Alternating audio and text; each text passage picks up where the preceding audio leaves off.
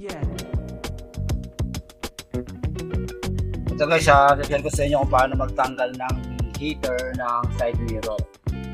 Yung mga side mirror ng Mercedes-Benz, almost may mga heater yan.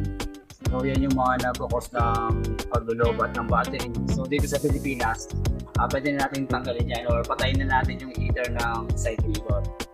Okay, so share ko sa inyo kung paano tanggalin yung heater ng side mirror. O paano magtanggal ng salamin na to na kailangan pwede nyo natanggalin yung buo. So ganito lang yan. Ang una nyo gagawin, syempre nandito kayo sa may side mirror controller, no? On nyo siya, yan, okay? So ngayon gagawin nyo, papayukuin nyo yung side mirror. Okay, yuyuko natin, nasa kaliwa tayo, papayukuin natin. Ayan, nakita nyo gumagalaw. So ayan, pag nakayuko na siya, makita nyo, so open na yung ibabaw. So pwede na natin tanggalin yan. Ito lang pagtanggal niyan. So ayan, no, makita nyo sa ibabaw, meron diyang parang lock. Tanggalin nyo itong lock na to, ikutin nyo lang po ito. Yan. Pag nasikot itong alambre na to, itong pinaka-lock.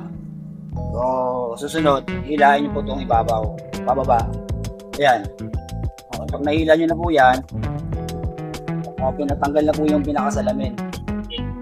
Ayan, no. Tanggal yung pinakasalamin. So ayan, no, tanggal na siya. Pwede nyo palitan ng salamin o pwede nyo nang disconnect tong dalawang wire. Lapit natin. Ayan, no. Makita nyo po, pwede nyo na itong disconnect. Tanggalin nyo to at saka itong connection socket dito. Ayan, yan.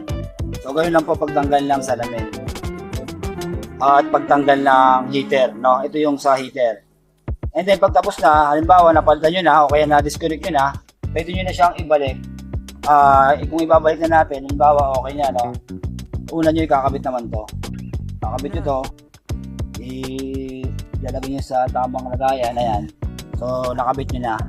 And then sa baba, una mo nyo ikakabit yung dalawang parang guide. Okay, tapos ngayon, tutulak nyo na lang din.